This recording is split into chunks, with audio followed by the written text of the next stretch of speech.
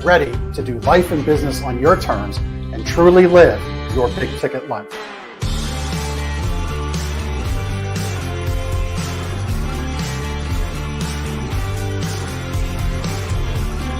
You either make excuses or you choose to level up. What amazing guests living the big ticket life. Woo! Woo! Brandon Brittinger. Appreciate you having me here today, man. It's that kind of discernment, that kind of focus, that kind of forward thinking that's so important if you're going to succeed in business today. Jeff and I are like friends. We're real friends. We are so you unlock fortune and freedom without all the stress that normally comes along with it. It all comes down to your why. Your business, why are you doing it? How is it going to change the world and what's it going to do for your family? I want you to celebrate your success. Talk about the struggle. But I promise you, the story is in your struggle. They'll never be able to say that about me because people only see me working hard at anything that I'm doing whenever they see me. Focused on your success and the success of those around you. But being that constant in your community, good or bad, whether things are great in the community, bad in the community, who's steady? Unapologetically do business and life on your terms and truly live your big ticket life. Amazing guests living the big ticket life. And we discuss how they do it and the big ticket methods they use. The things that make your life successful so you do life and business on your terms. In and of itself, the only limitations that we really have on ourselves is the ones that we allow to be put on ourselves. And most people don't look at it in that perspective. There's nothing wrong with being humble, but there's also nothing wrong with stepping into your superpower and letting people know who you are.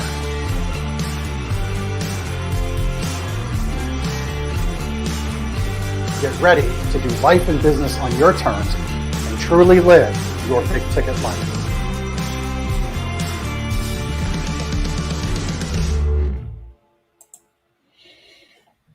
All right. Well, listen, I am super excited for today's conversation with Bennett Maxwell. I've gotten to know him over the last handful of months. And, when we first met, he was on the tail end of a successful exit after only 18 months of building out a solar company. And then he immediately launches into this new cookie franchise called Dirty Dough. And I can tell you from his competitor in my town, he's onto something because people love themselves some bougie cookies. And we'll talk about that in a little bit. He's up to 60 locations under agreement or operating already. And on top of that, he's building this thing out with a purpose that you'll love. So Bennett, my friend, welcome to the show. Awesome. Thanks, Jeff. I'm excited to be here. Excuse the weird voice right now. Got a really scratchy voice. Yeah, you're pushing through. You had a procedure the other day, and it is affecting your voice a little bit. So I appreciate you making the time. I really, really do for the show and for the guests that watch. We appreciate it. So thanks. Yeah. So Dirty Dough cookie franchise.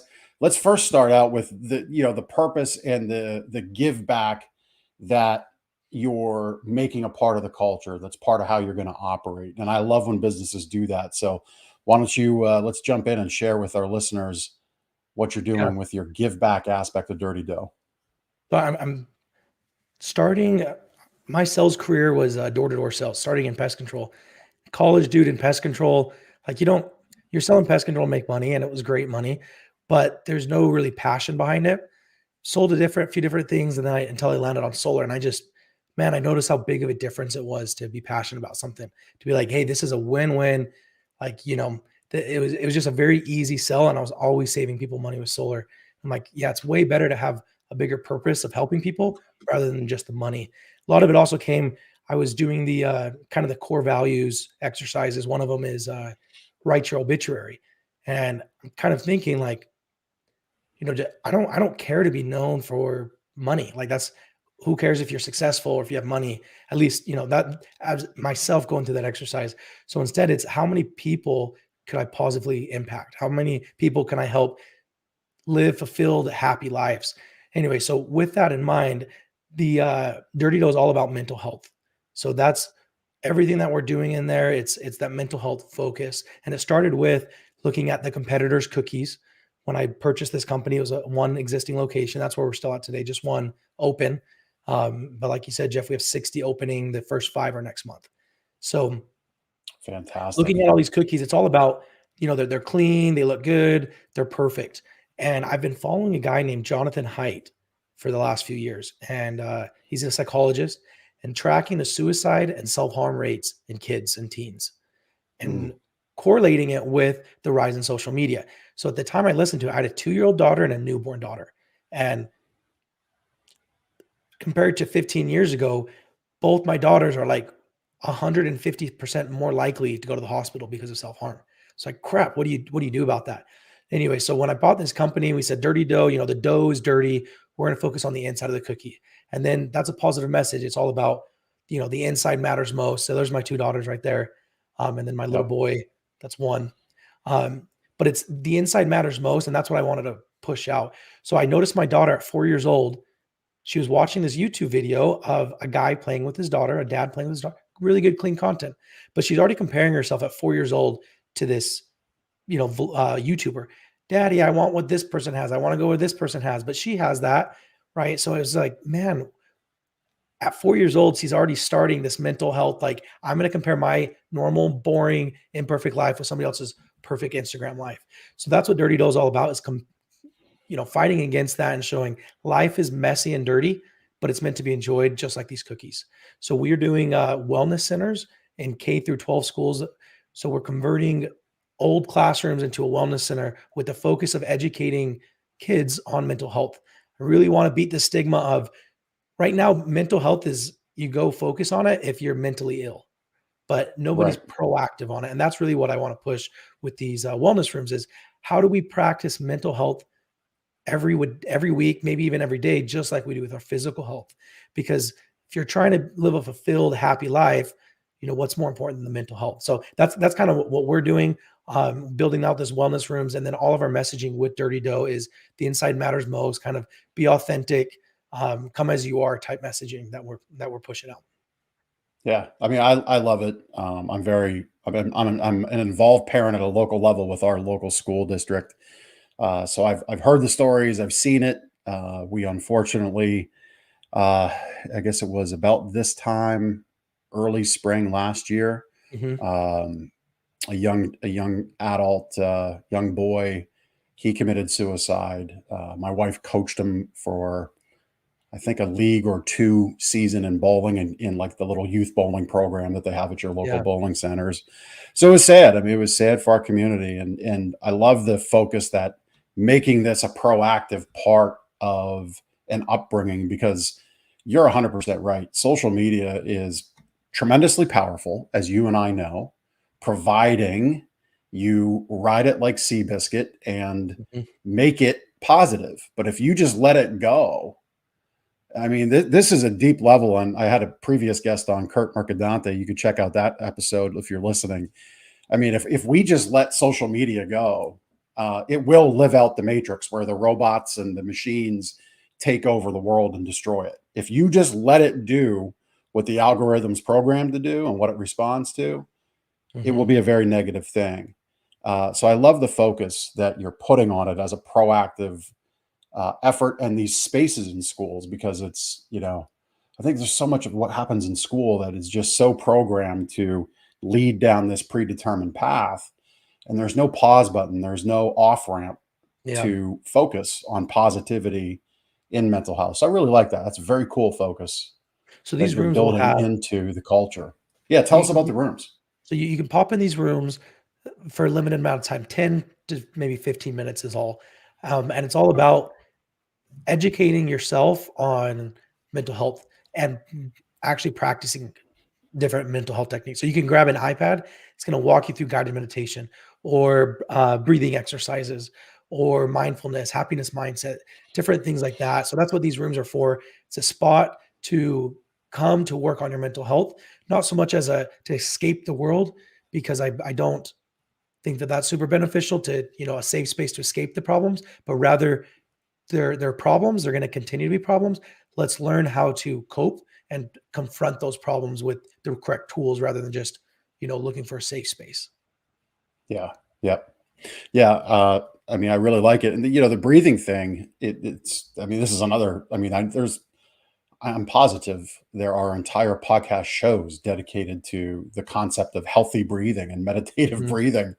And if you think I'm silly, if you're listening to this, get into Google box breathing, Google easy breathing exercises, and commit to it for a week, Yeah. and Wim you will be Hof. shocked at how your body has unlearned how to properly breathe. Have you heard of Wim Hof, Jeff? A guy, he's I have some European guy. went yeah, I He believe like does so. Yes. marathons in shorts in the freaking Mount Kilimanjaro, like in shorts. Okay. He's all about the breathing, and it's crazy. Like, I didn't believe any of this, and I had to research it. Yeah, there's Wim Hof. Okay. He's crazy, but he's been able to train other people what he does, and they will inject them with bacteria, and through his breathing exercise, he won't get sick. And then he's like, okay, well, all the doctors are like, well, you're just an anomaly. And then he went and trained a few dozen people how to do it, but just some good stuff. So Yeah. definitely, Yep. if you breathe correctly, your state of mind changes completely. I can attest to that. I focus on it every day. We've got Kyle Slaymaker, friend, fan of the show, Slaymaker Sales Method. His wife, Elizabeth, actually works in the district where my kids go. She's a fantastic special education teacher, one of the unsung heroes in our education system. So Kyle thinks we need to connect you two. So I'll make that happen after the show for sure. Awesome. She's kind of going down. She's got some dreams and endeavors of her own. So I'll make a connection there for sure. But so the solar thing, you found purpose with solar because you realize, hey, this is a win-win. People immediately save money. It is adding an alternative source of energy into the whole mix that is our energy need and the demand on our energy system. So that was cool. So you started there, you loved it, you built it, and then you sold it. So walk us through that journey. Yeah. So I started the company January of 2020 with my brother. We co-founded it mainly door to door, but we also did some online sales and marketing. But we started with the E-Myth method. If you've ever heard of that book, of Oh, yeah. how do you work yourself out of the business basically as quickly as possible. So you're working on the Yep. business rather than in the business. You're creating an organization chart of how you think the company's going to look in 1, 2, 3, 4, 5 years. And then you're filling your heads, in every single position, and then you slowly replace yourself. So about a year after starting the company, we had done that. We'd replaced ourselves. And so things were kind of on autopilot at that point. And the opportunity came to buy Dirty Dough January of 2021. So then that's when I jumped into Dirty Dough, but I was still running the solar stuff a little bit. And then there was an opportunity to exit the company in June of 2021. So yeah, that 18 months later. So I did that. I sold the company so I could jump full-time into cookies. But no, I loved the solar journey. It was definitely really quick, but taught me a lot about business, about scalability, and then also, being able to grow something and then quickly exit it. Yeah. Yeah. I mean, I work with people and let them know, guide them into that investor seat in their own business. A lot of people start a business because they're very emotionally connected to it. It might be a generational thing. They might take over a family business. It might be a passion project. All of that has its place. All of it is great. I applaud it. However, what I don't applaud is you basically, as a business owner, having a job You at own the your end own of the job. day. Yeah. Right. Yeah. Yeah. I mean, when I was in the furniture mattress industry on the wholesale side, I counseled many small independent furniture shop and mattress store owners. I said, listen, this is going to be some harsh words, but you need to go work for your competition. Mm-hmm. Okay. You are not positioned to move beyond where you're at. You're unwilling to, I would spend time giving them marketing ideas, giving them input on how to grow their business, try new things. You're unwilling to do that. You're very comfortable, and that's okay. If you're happy with 110 grand a year, you can go make that as a manager, and these chain stores will take Mm-hmm. you on. But you are at a crossroads. You just don't realize it. And Yeah. until you make a plan to shift into that investor seat, or as you built the entire business, which is so opposite of what you hear so many people do, right? Like they start out as the chief everything officer, the chivo, as I call it, and they just get stuck in that rut. So you started out, obviously, you didn't have a bunch of people right away.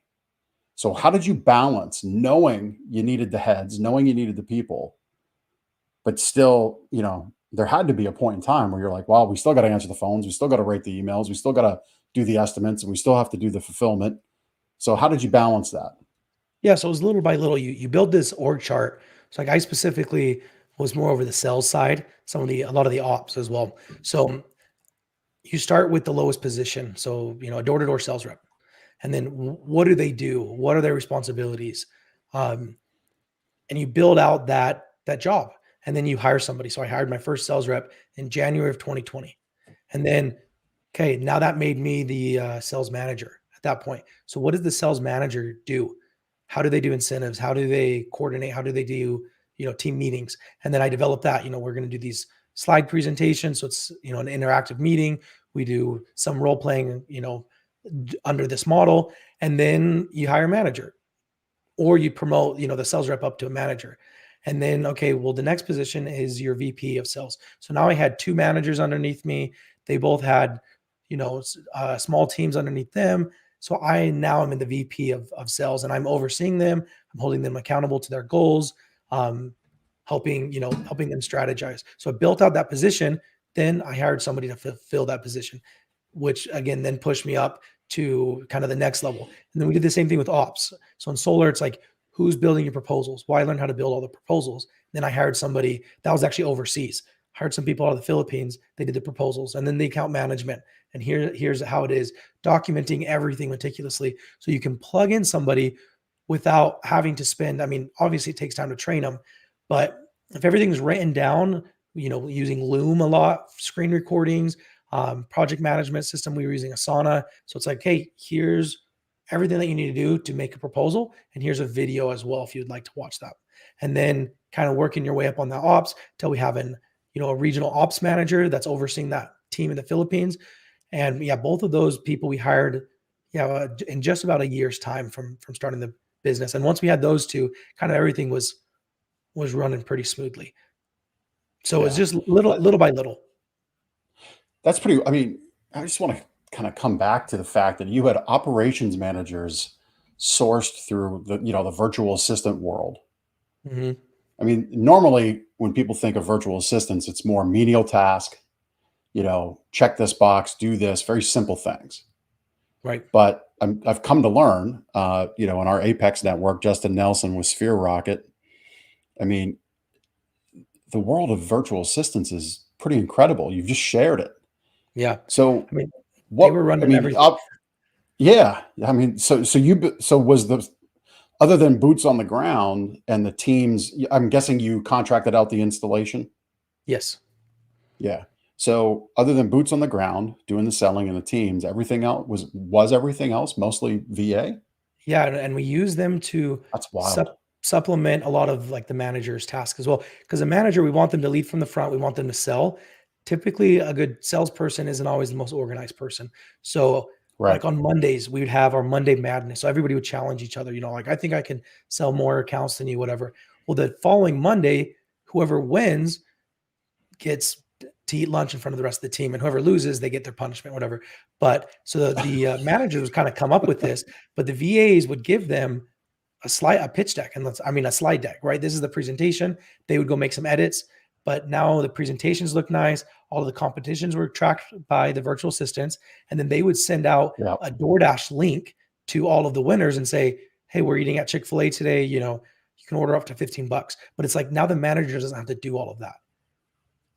And these virtual systems are way more organized. So I do think they get kind of caught up with that stigma of, they can't do high level things. And why not? They're people, right? There's some shitty workers here in the States, and there's some shitty workers in the Philippines, but there's some great workers here and there's some great workers there. So did you find the right person? And if you did you train them right? And if you're training them right and you have the right person, it doesn't matter if they work for you in Florida or they work for you in India. They should be able to do the same thing. Yeah. I mean, I love the fact that you built the operational structure to have a VA work with Mhm. the sales manager to shed the weakest tasks, the things they liked to or didn't like to do the most, or straight out hated to do, Or or they did, wouldn't and they do. weren't good at it. They just weren't. Right. I mean, I love that combination. I don't know that I've ever heard that before. I mean, again, my frame of reference, and I've hired VAs in the past, has always been, this job, this role, Mhm. it's now pushed over there, as opposed to working in Congress, working in a complementing role. That's really, really smart. I hope people listen to that and look at it, because if you've read the E-Myth book, I mean, Bennett built a business around it. I mean, you could be like the, camera over the shoulder, walking living version of it. Really, really smart. That's really smart. Love it. So you got to the exit point, and this is where you often hear you get to this point of selling. Well, first and foremost, you don't often hear of people actually getting to a point of selling their business, right? Mhm. Because again, so many people, as you know, they're stuck in that chief everything officer role. They're happy to make their money. They're happy to, say they own the business. So they've never envisioned the exit. You got there. Was there anything that came up that was out of left field that almost like sank the deal? Did it go as planned? What can you share there? Um, Nothing came up to that about sank the deal, but definitely didn't go 100% according to plan. Uh, it was a public company, so they gave a decent amount of cash. I mean, not a ton, but multiple six figures cash, and then all the stock was promised. And that stock, I mean, I just got it issued to me within the last month, and now this like stocks tanked, but didn't work out as far as like all the promises of the stock. But again, coming from the door to door world here in Utah, like every company promises this artificial stock. I thought this one was maybe a little bit more secure because it was an actually publicly traded company. But at the end of the day, Right. I made the decision based on if I just got the cash, I didn't get any stock, would I still do it? And the answer is yes, because it's a nice exit and Dirty Dough was starting to take off, and I saw a lot more potential um, Yeah. in that route. So yeah, the stock stuff is it's always like, yeah, we're gonna give you all this stock and this and that, and then it takes forever. And then once you get it, then you have to vest. And then while it's vesting, you're subject to all these different things. And I'm like, I just want to focus on my cookie business right now. So Yeah. Yeah. Yeah. No, that's very, very uh, interesting, and glad you could share it, because you need to understand. I mean, cash is good, stock is good, they're both good, but if you don't understand the one or the other, yeah. you can be in a position where you're not so happy with the exit. But I'm glad it worked out, that you got the cash you needed. Were you able to kind of take a little bit of a break, spend some family time in between, or Um, was it just kind of running concurrent? You just ran from solar to cookies. Yeah, kind of ran from solar to cookies, which started me down the mental health path as well. I mean, me focusing on myself. I grew up thinking if you have anxiety or if you have depression, it's in your head. Even if you had a headache, like that's just in your head. Just think happy thoughts. So like I just didn't Mm, experience any of that. And it was I sold the company, and I'm like, I was 28 at the time, and I'd hit the $1 million net worth that I wanted to hit before 30. And I'm like, this feels great. Like I feel on top of the world for about, a few days or a week. And then it just went down to my normal level of happiness. And that scared me. And then I'm like, I told myself, once I make my first summer that I do six figures, and then my first summer that I do $250,000, then we can do this or then we can do that. And then I just finally, when I'm like, I'm 28, I have an over $1 million net worth. Why did I just go work a full day the next day? Right? Why am I still working weekends? So at that time, I actually started seeing a therapist for the first time. Didn't feel like I had any anxiety or depression, did have some high stress, but I'm just like, what am I doing? Like why do I work towards something and then I achieve it and then I enjoy it for a very brief moment of time, then I go to the next thing. So that got me into what is my purpose? Why am I here? And then I made a lot of changes after that. So I work a pretty strict 9 to 5. Don't work after 5 o'clock. Don't work on the weekends. I have dinner every night at 6 o'clock with my family, date night every Friday night with my wife. Really pivoted a lot of things because it's like, again, there's no point in working hard if I'm just going to always put the next goal, go work towards it, achieve it, and then go put another, so it's like, when am I going to enjoy myself? When am I going to kind of tap on the brakes a little bit? So that's what I've been doing. It hasn't affected my business at all. I'm a lot more effective in the hours that I do work, but I'm very strict on like my purpose. I don't believe my purpose is to grow a ginormous company and make a lot of money. It's how do I live a fulfilled and happy life? So anyways, that was also a very pivotal moment when I sold that business to get myself into the mental health, and like seeing a therapist is making me happier, right? It's helping me understand who I am, why I think the way I am. We all have these, we say we value our family more than anything, but we don't show it. So it's like, well, do you really?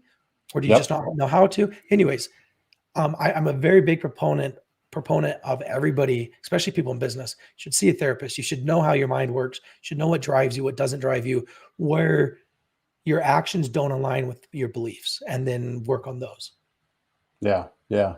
I mean, first and foremost, thank you for sharing that, because the fact that you see a therapist and work on yourself.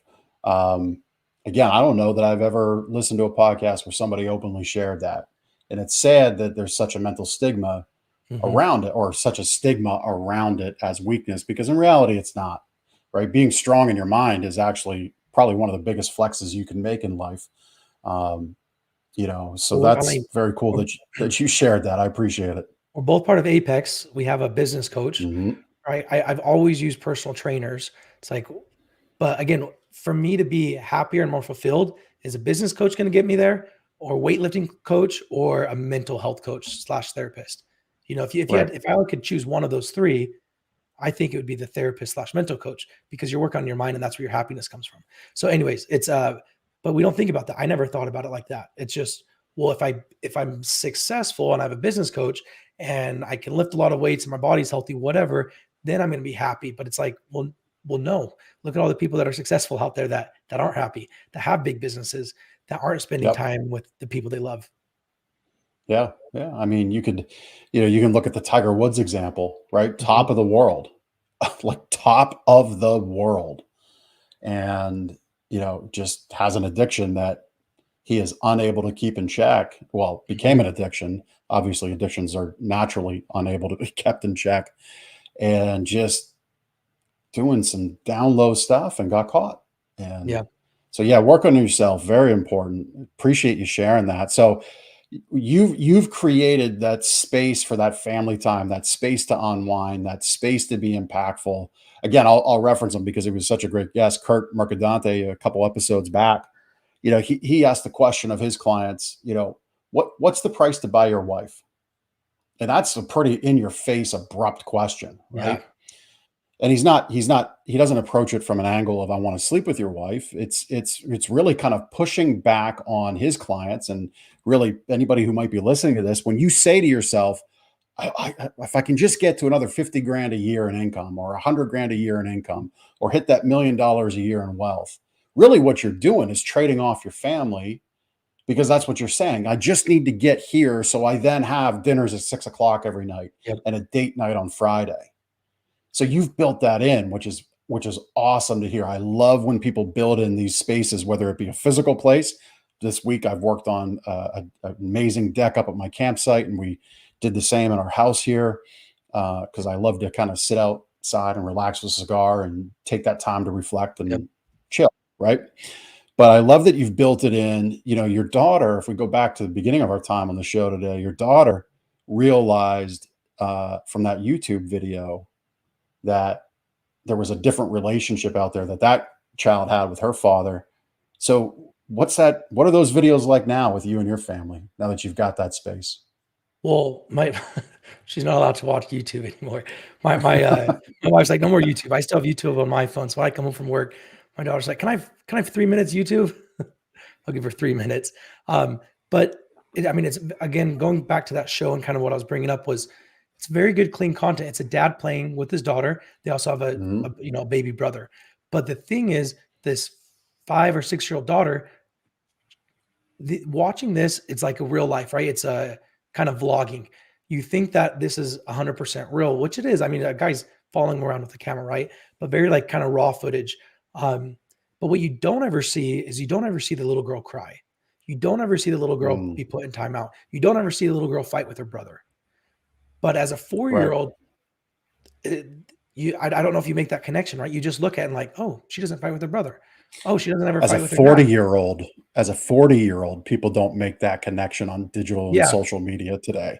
So it's man, it was just at 4 years old. It was kind of like this is meant to be like a very casual, like this is my day-to-day life. But of course, they're not showing when the daughter starts screaming, and like every kid Yep. goes through a temper tantrum. But it's like, well, not on YouTube.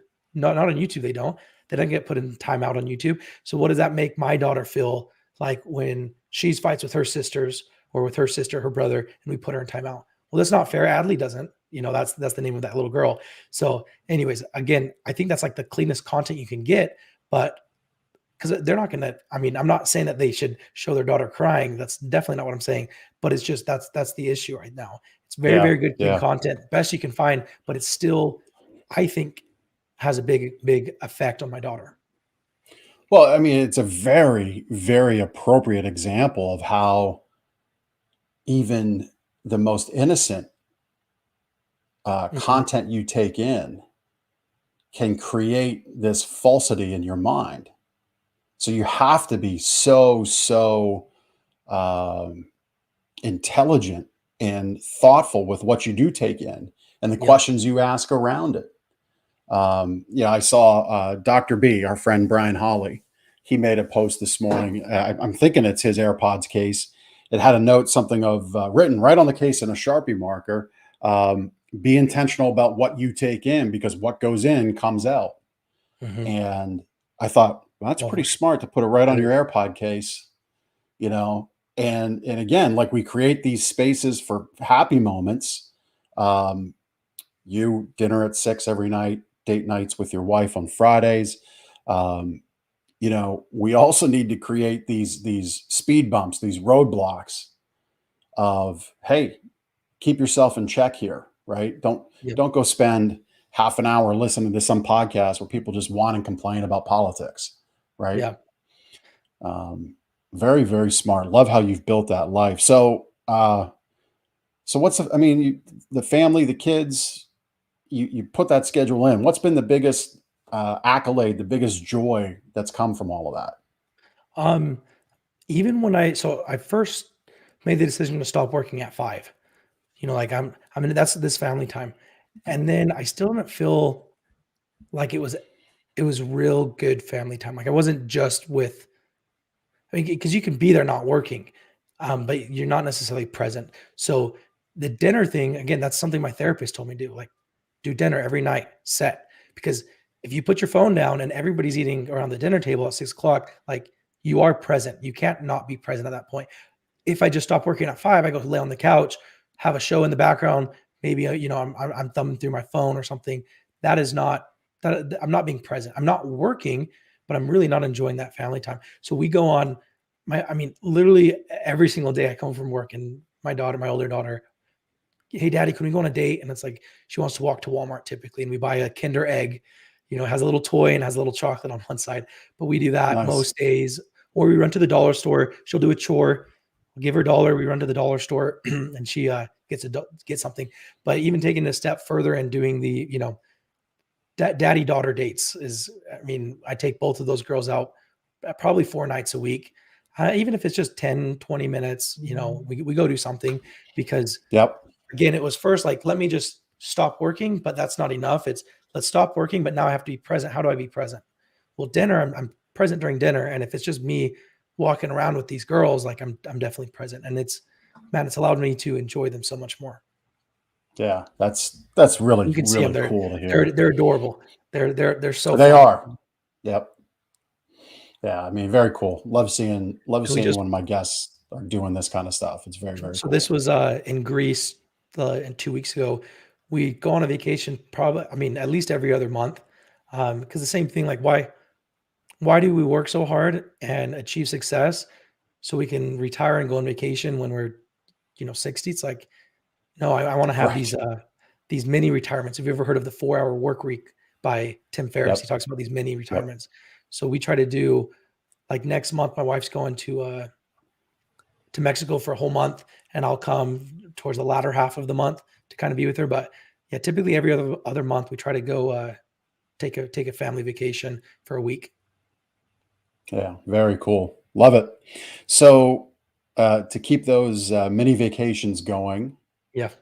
they're probably going to get grander and grander, which will require money, but you'll do it the right way where you won't sacrifice. So you're going to get there with these cookies.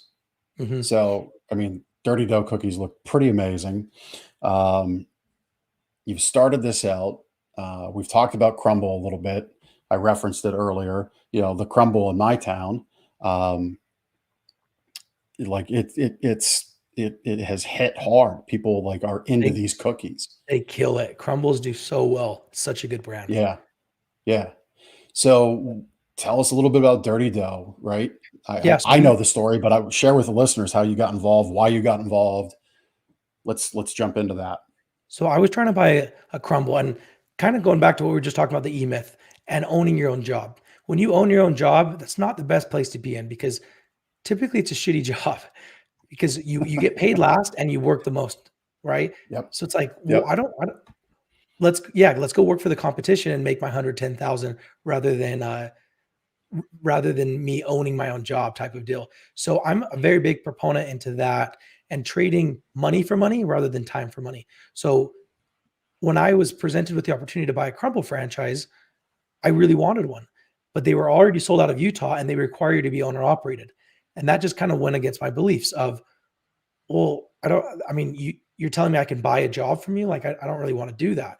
So when I Right. bought Dirty Dough, I wanted it to be more of the passive income. I mean, obviously a business needs attention, right? But it's like, you don't need to go move to Nashville if you want to go open up a cookie company. You can go open it up, hire a really good manager, because we've simplified everything. So I like that you paused right here. That's a blueberry lemon cookie. So the outside dough is blueberry, the middle is lemon. And we have other ones that even have a third layer that maybe there's a blueberry filling coming out of, in the middle of that lemon dough. So That would be mine. yeah. So all of these cookies, rather than going the route of a lot of the competition, they all order their own ingredients. They mix, they hire their own employees to mix the dough. Every single piece of every cookie you get, they grab the dough by hand, they put it on a scale little by little till it weighs just right. Then they grab it and ball it. And it's just a plain cookie. Well, if you want to get to these 2 and 3 layer cookies, you have to, it just takes even longer to weigh everything out and longer to combine it all. So we've centralized all the production.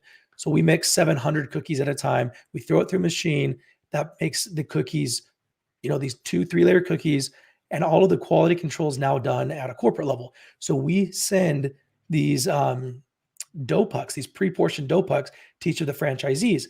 Now they're still baked fresh every single hour, so there's no difference in the freshness, but it allows the quality control to be done at a corporate level. It cuts our labor in half. It cuts our build out cost to open up a store in half. And then it doesn't require, you don't need to hire bakers. You don't need to learn how to bake yourself. You'll never have to mix dough or anything. You're just popping in the oven. So Yep. I wanted to lower that barrier of entry into owning a business, particularly a franchise. You don't need to be a food expert, and you don't need a ton of money, because these are very low cost compared to everything else that's out there. I mean, they're like 175 to 225 is what the kind of the range that most of them are coming in, but you can get an SBA loan for 80% of that amount. So Right. $45,000, you can have a really good business with just, less than 10 employees that's bringing you in 6 figures. And it's a model that it's built to last, kind of like Mrs. Fields cookies. That's what Mrs. Fields does. They do all centralized production, and they've been Yep. around for 40 years. They've weathered several recessions. They've handed down a Mrs. Fields store from mom to son, or from son to grandson, because it's such a, you see Mrs. Fields, they have small square footage. They have low startup costs, low employees. So that's kind of what we've tried to take these large gourmet cookies on the front end, keep that the same, weekly rotating flavors, but on the back end, let's create a very robust model that's a lot less inexpensive to start up. And then if you centralize your production, all your costs come down, right? You don't go through Yep. third party Yeah. distributors. You don't order 50-pound bags of flour. You order a truckload of flour directly from the source. So our cost of goods come down drastically all at the same time. So that's kind of the model that I've been developing at Dirty Dough.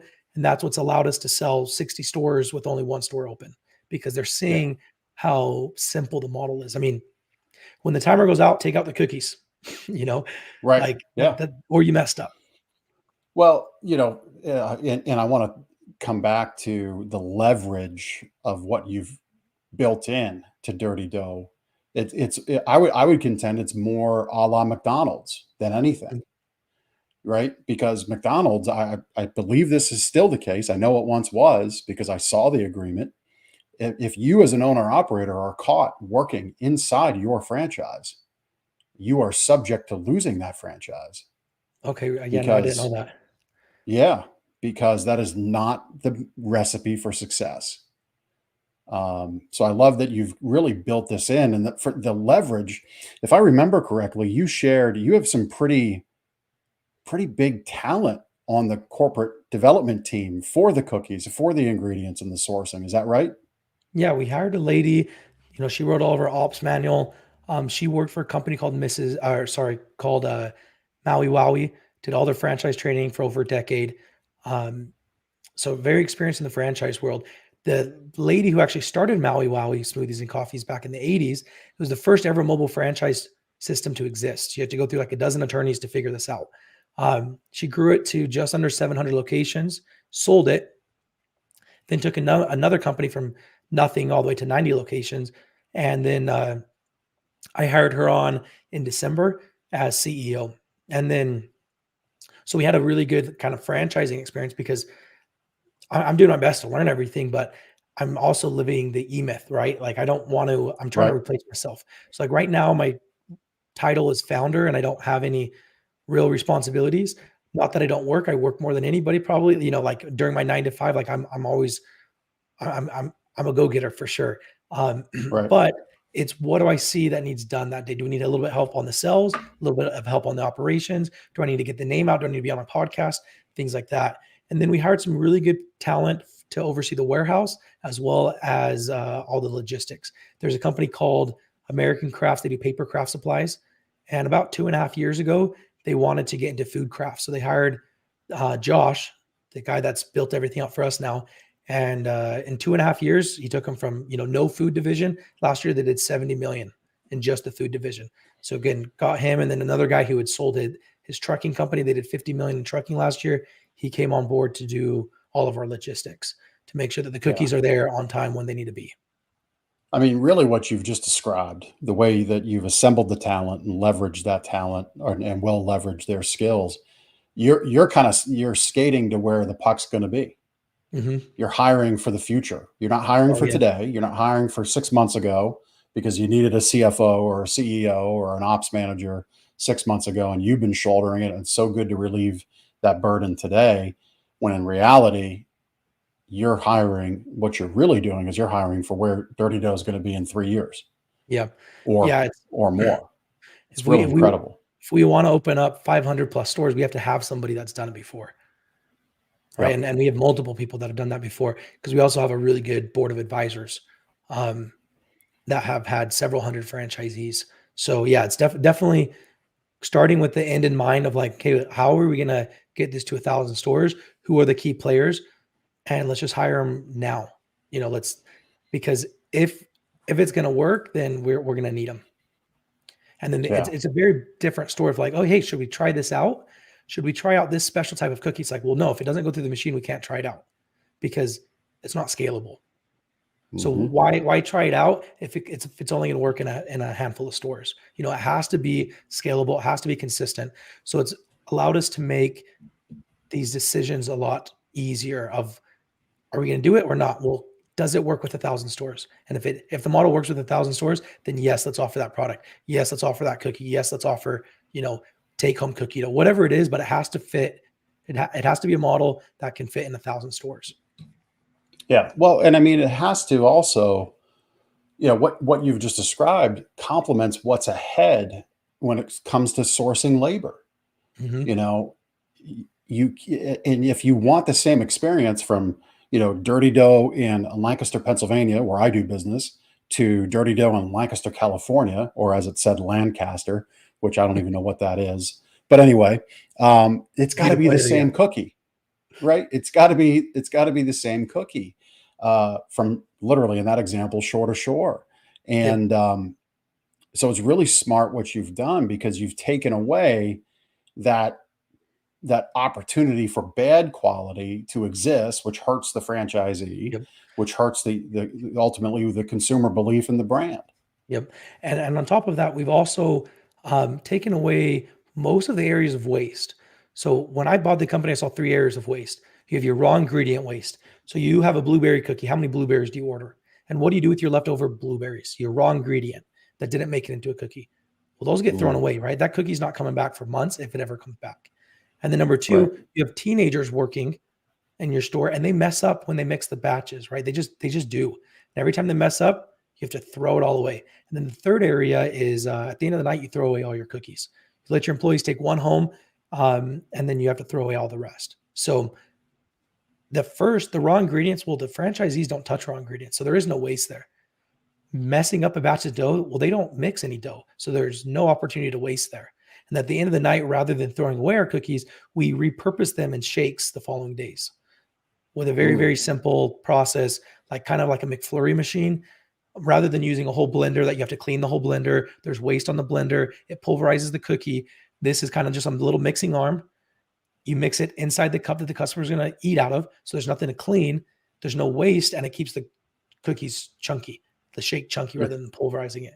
So you're little things you're, like that. you're Those are the 3 areas of waste. Those are how I address those. So again, yeah. just getting higher margins for our franchisees, because if it's a higher margin, then it's a lower risk, which is lowering the barrier of entry for more people to own businesses and create passive wealth. And that's what I'm trying to provide to our franchisees.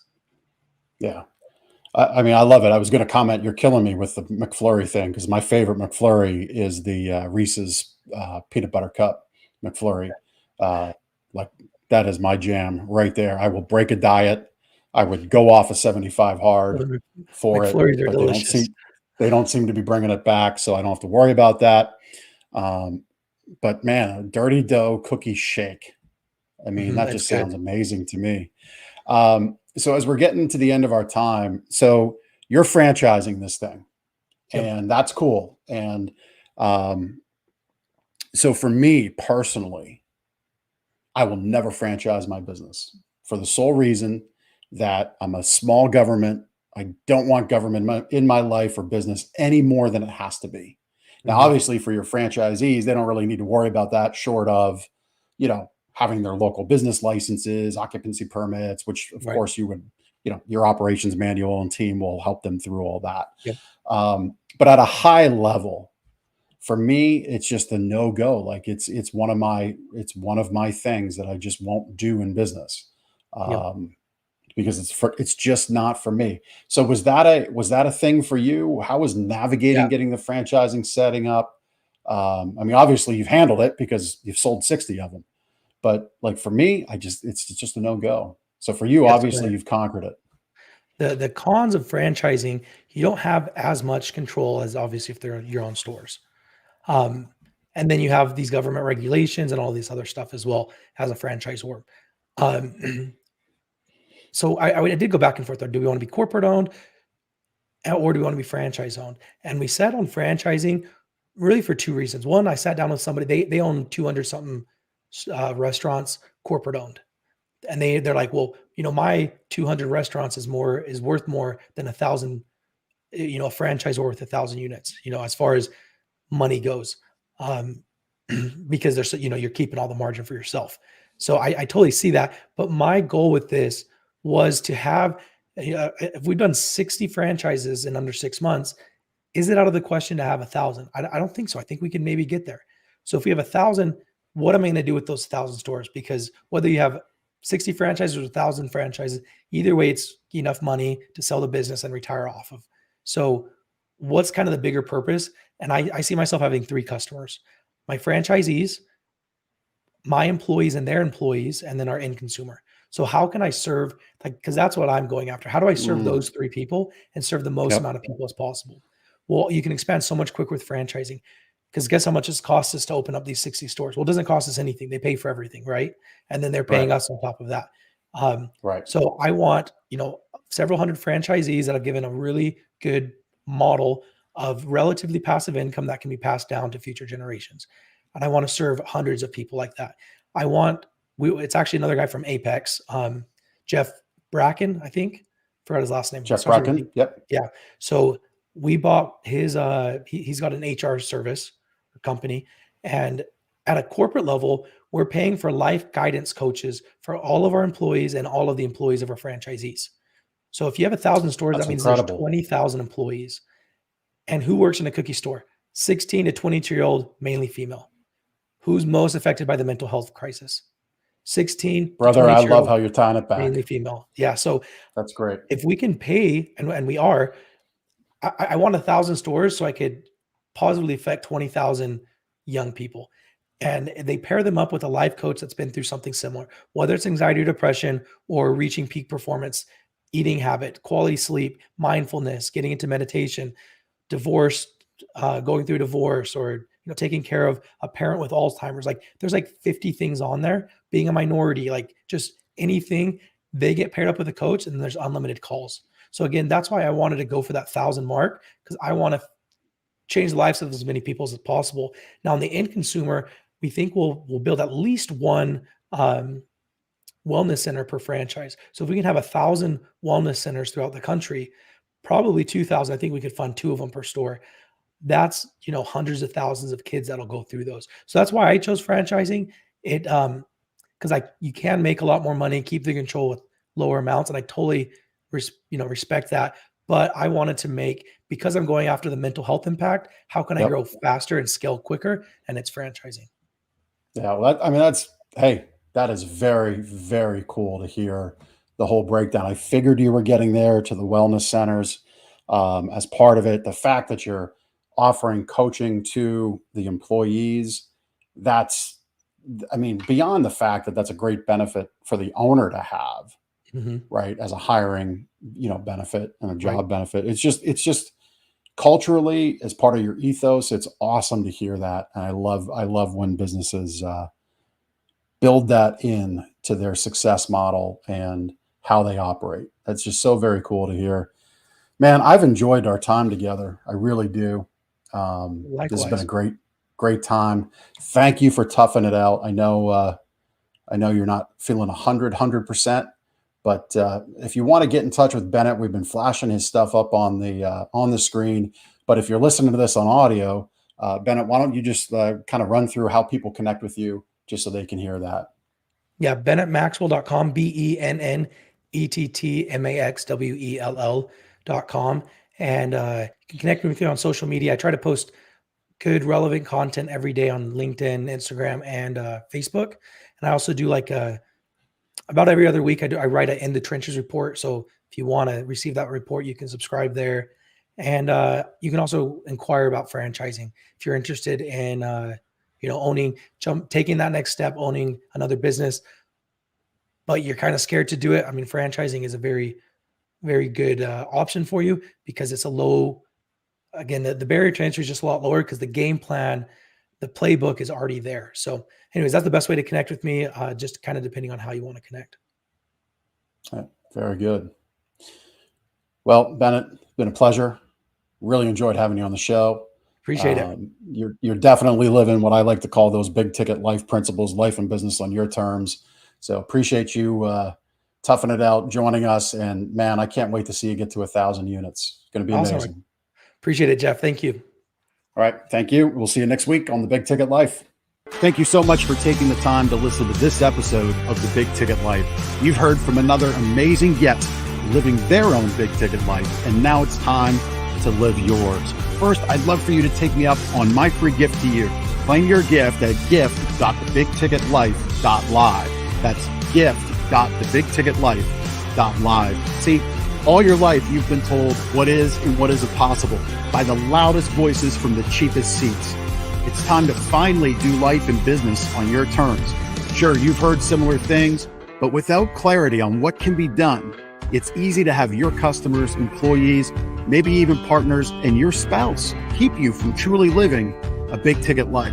My big ticket methods shift you into that investor seat in your business, away from commodity and away from competition, into a market of one, so you can finally live your own big ticket life.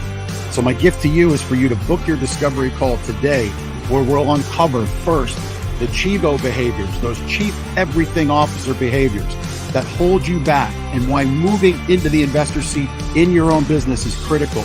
2, we'll uncover the premium position that's up for grabs right now in your market that you're missing out on. And 3, which big ticket methodologies are just waiting to be dropped into your business to explode your sales and profits. So again, thanks for listening to this episode. I'd love for you to take action right now. Accept this gift, book your call, go to gift.thebigticketlife.live. Again, that's gift.thebigticketlife.live.